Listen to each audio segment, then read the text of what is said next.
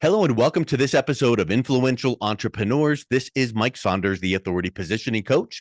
Today we have back with us Nicholas J. McLeod with Wealth, who's a wealth preservation specialist, and we'll be talking today about asset allocation design for retirement. Nick, welcome back to the program. Thank you. You know, like last time when we talked, I key in on certain words and design just jumps out at me. And I love how you phrase asset allocation design, because it's not just a boilerplate cookie cutter template. Here's what you should do. It's you're designing something, customizing it for your client. So let's start off with what is asset allocation, and then what is your first step in approaching designing an asset allocation strategy for retirement? Thank you for the question. Listen, that is probably the most misconstrued, misunderstood portion of financial advice. And most of the time, they're not getting it, right? So let's go back 30 years ago, 40 years ago. You remember the term 60-40, right? Yeah. Well, what a great business plan for the advisor. The advisor. Unbelievable. It's simple and easy. It's simple and easy, and it shuts you up, and I don't have to attend to my cattle. I just tell you that everything will eventually come back, and you need to be patient, and that's what it's all about, blah, blah, blah. Well, all of that rhetoric really started around year 2000. It's a newer concept. Milton Friedman didn't believe in that. Most people understand that you have to weed a garden. So what do we do that's different? Well, last time we spoke about how the S&P has dramatically changed in the way it's weighting its sectors, right? And why do I bring up the S&P so often? It's the benchmark. It's the most prolific index of all time.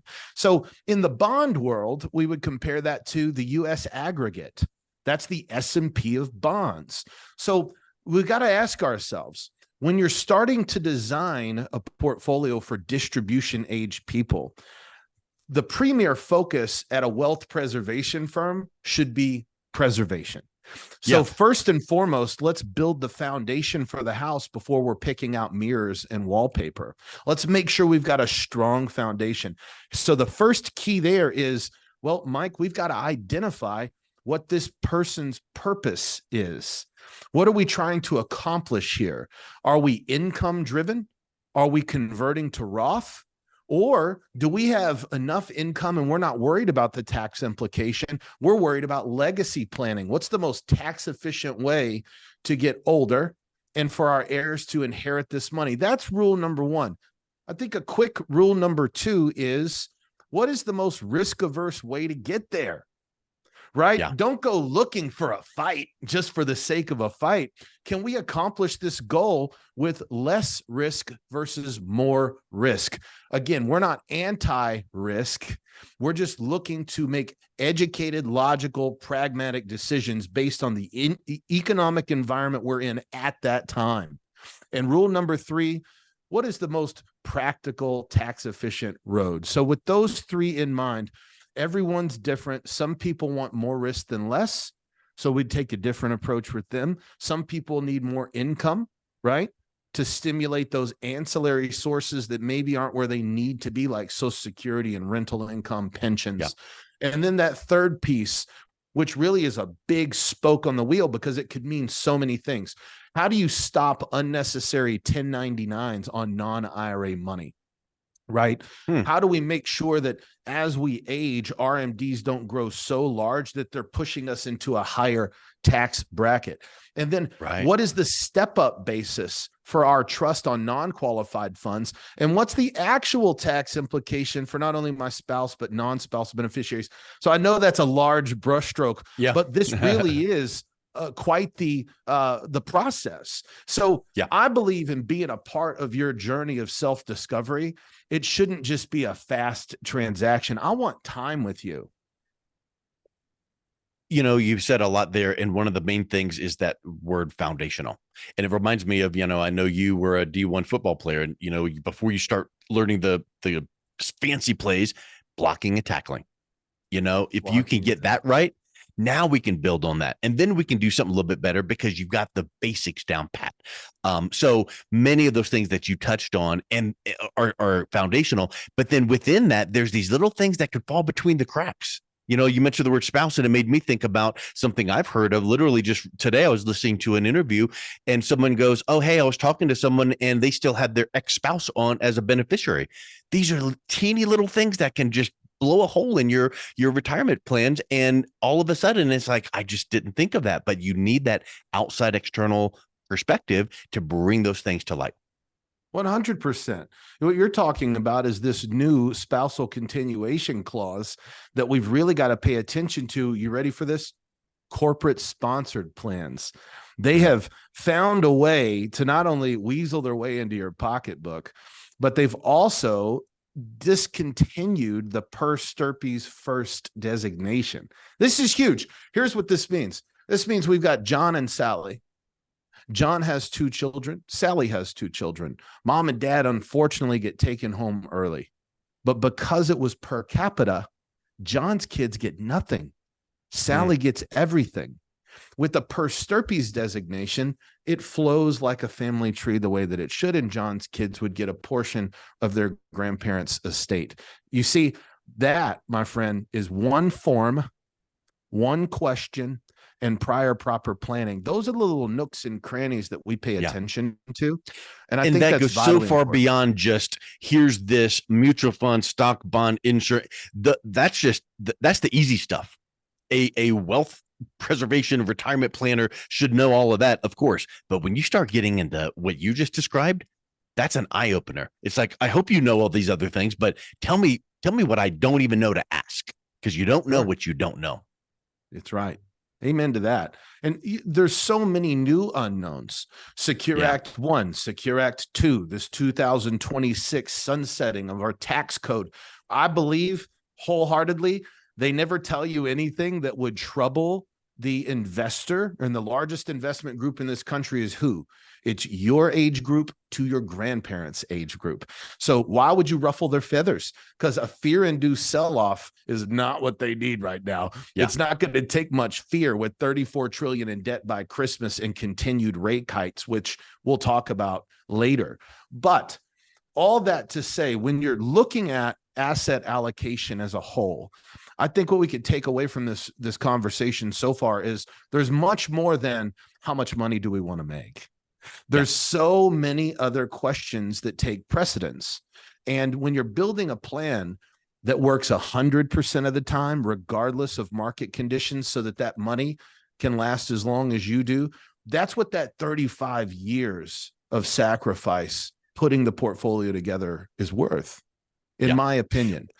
When you design the correct asset allocation using all the things you just mentioned, and it's for someone in the accumulation phase, like you've mentioned, accumulation and then distribution, it's a shift. You're climbing the mountain, you're at the mountain for a little bit and you start coming down, and you need to have that different plan for each one of those segments. How do you start working with your clients and preparing them for that transition? Because it's not like overnight change. It's right. You're summiting, you're at the summit, you're coming down. So you do have some time, but there is a shift in how you need to change your asset allocation design, right? I agree. And that's different for everyone. I would answer that by saying, depending on your personal goals, how much income you do or do not have, your longevity, your health, right?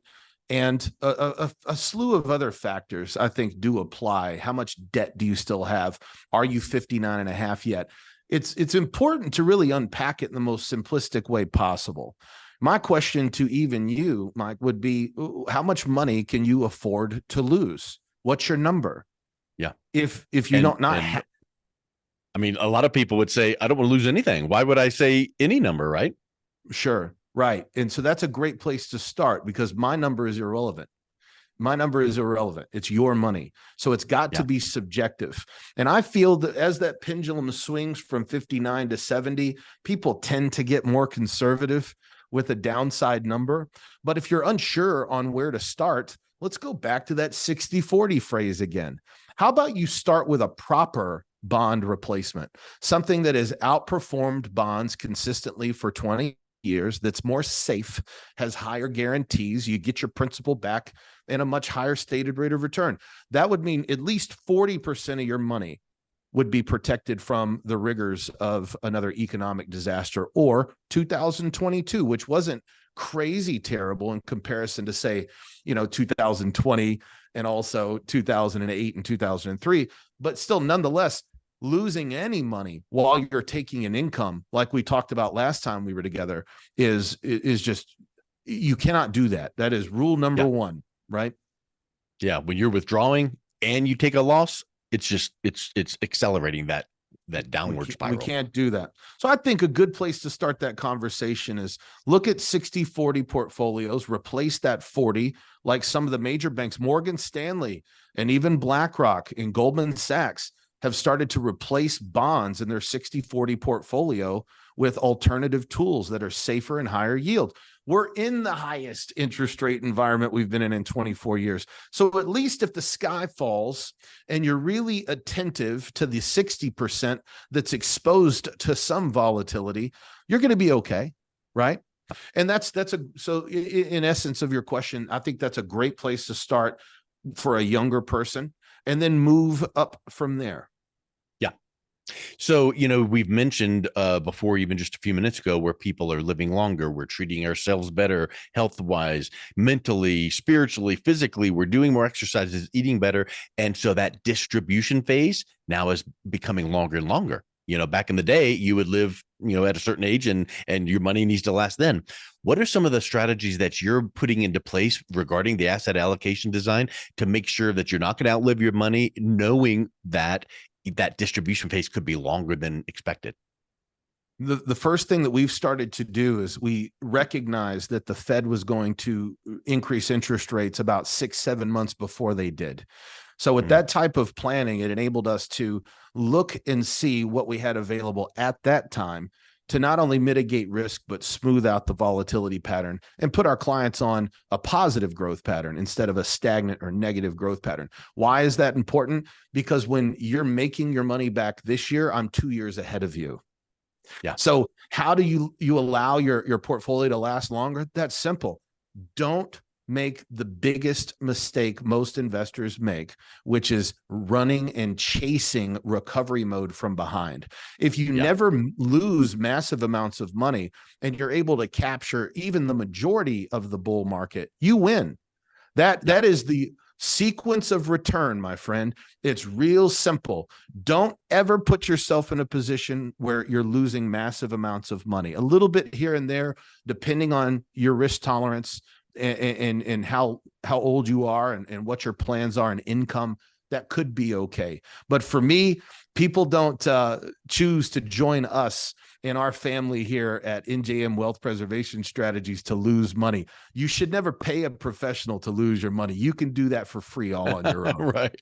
You can Google that and find some way that you can figure that on your own. And speaking of, it makes me think of another question. When we all go on TV or social media, we see ads from the big boxes, whoever they may be, right? We don't need to name names. But when you think of the bigger firms out there, I don't feel like they would have this personal touch, and they would probably typically have some templated cookie cutter. What is setting you guys apart in how you approach serving your clients compared to someone that you go, yeah, but so-and-so, I see them on TV. Well, they just have big purse strings because they put big national ads out there, but are you getting the service that you deserve? Sure. A few things. Number one, time. Be it that we don't have 100,000 clients, it enables us to spend more time as a team on each individual client.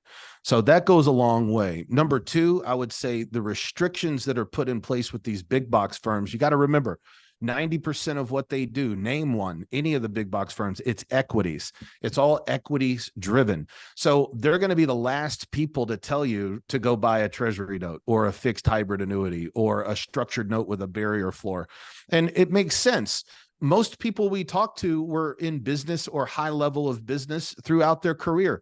These people aren't dummies. They're well-read. They're astute. So they understand that if I'm going to a risk-first firm, they're going to advise me risk first.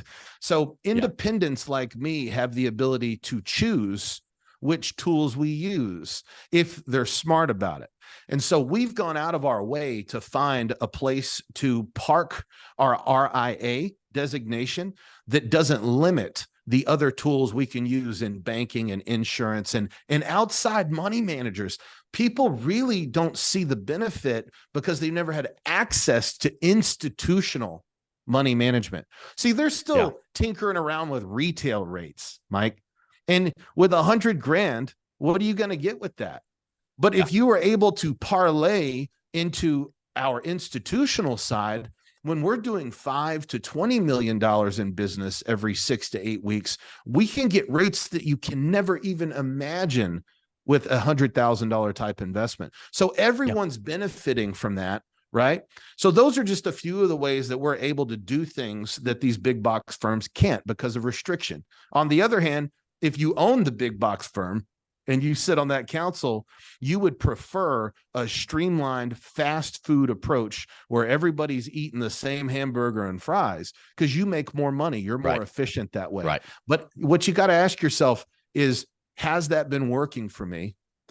Is my portfolio recession proof? Here's a quick pressure check. How'd you do last year? Yeah. If you lost money last year, you could have done better all on your own.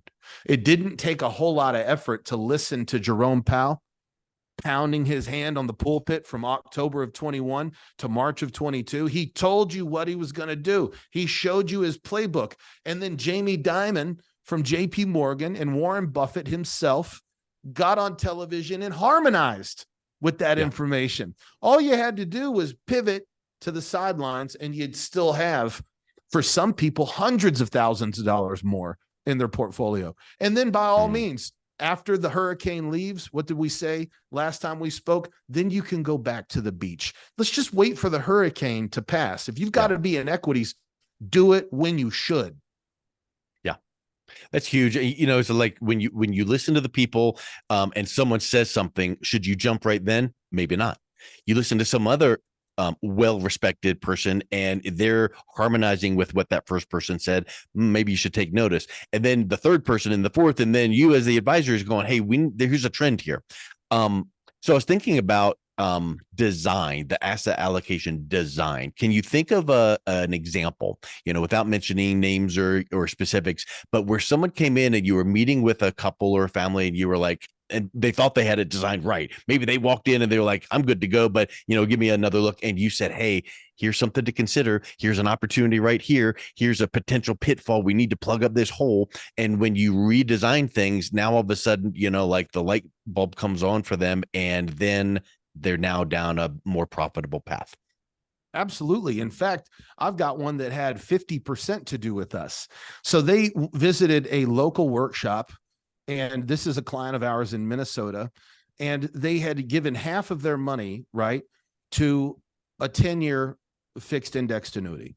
Now, I'm not a big fan of 10-year anything. We don't know what's going to happen in 24 months, much less 10 years. But there was a lot of worse things they can do with their money, especially when PE ratios are at 40 when they did it. So the market then fell last year. We met them around November. All the damage was done. S&P was still down around 23, 24% at that point, 27 at its lowest, right? And so they're really hurting on that other 50% that they still had in mutual funds and bond funds. So they're just taking a bludgeoning. But guess what happened? They didn't lose a nickel on the fixed indexed annuities. Now, they just bought them. Was it my favorite company? Absolutely not. Was it a top 10 performer? No, but they didn't lose any money.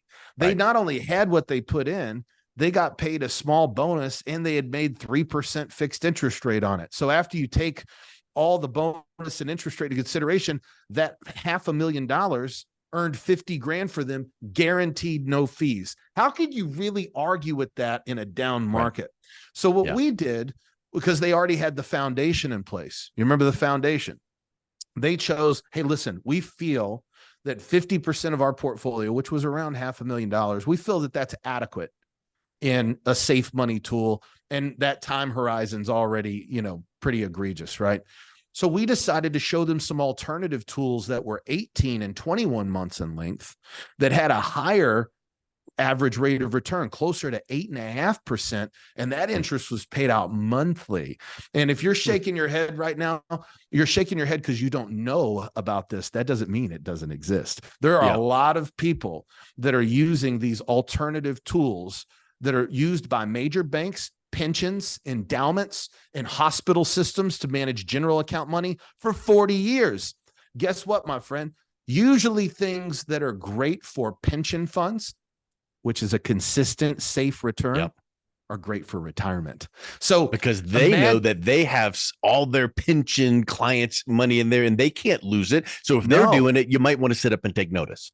100%. And there's a reason why. And we do a really Yeah. great job as a team of explaining to people what your options are there, what this process looks like, and showing you the top 3 banks in the nation to get that done. But just that small readjustment coming out of bond funds that were down 16% last year and mutual funds that were down 20, they made half that money back in 6 months. They eliminated their fees tremendously by about 85%. And by now, right now, they're back to not only good, but they're up, right? So now they're profiting on their total portfolio because they did the heavy lifting up front, which was let's get at least half this money safe. And then before the bottom, with no worry about volatility. Amen. Amen. So that worked out for them. Yeah. That's like sleep insurance. You know, I could sleep at night.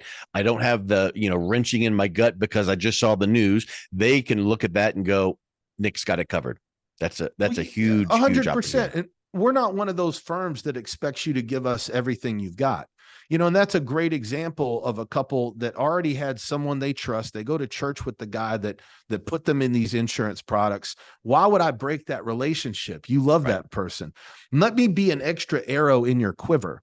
And then over time, when he inevitably retires, I'll finally hit 40, Mike, and then we'll. So it's a great. I've heard it said if you stand in line in the second position in enough lines in second position, ultimately you're going to pop into number 1 for whatever the reason is. Right? Sure. Someone might fumble the ball, stumble. So yeah, that's a good point. But that statement right there makes you think Nick's not greedy, trying to get it all. Let me give good advice. And when I give that good advice and treat people the right way, things just happen because number one, you're putting their desires ahead of yours. You're making sure that they are being taken care of. That's just such a huge, mindset shift that a lot of advisors, I feel like a lot of people feel pushed and bullied. Like some couples would sit down with someone and go, I don't know, I just didn't feel like, they just feel pushed about that. So then they don't make a decision. So you take a very educational approach. Well, it came from making some of those poor choices in my youth. I've been in this business 20 years. I'm a very competitive person. And now 20 years later, where your treasure lies, there will your heart be also. I think with age and wisdom comes failure. And if you've got to learn from those mistakes. And I feel like I have. And that maturation process isn't over yet. I learn every day. I learn from you. You're a great new friend and mentor, as well as many other people in the industry that I respect massively that have put in here comes that T word again, time. Yeah. Time is the best teacher. And so I appreciate what you said, but I want everybody to understand that no one is perfect. But we're all able and available to do the right thing. And so I call everybody, not only financial advisors, but the people watching this video right now, wondering what to do. You've got to do the right thing too for you. Yeah. So use that discernment as a tool and make sure that you have synergy and that your goals align in more ways than one. Because if we commit to one another, I'm with you for 10 to 20 years. We've got to enjoy each other and make sure that the things we believe in and the things we're fighting for align, right? Align and are congruent. Well, Nick, it's been a real pleasure chatting with you here. This asset allocation design is such a broad, huge topic. We laid the foundation of some of the foundational principles. So if someone is interested in learning more and maybe seeing how you could give some suggestions or guidance to them, what's the best way that they can do that? Please visit our website at www.njmnwa.com. We'd love to talk to you further and hopefully see you on our next live webcast. Awesome. Thank you, Nick. It's been a real pleasure talking with you. Hey, thank you. Bye-bye.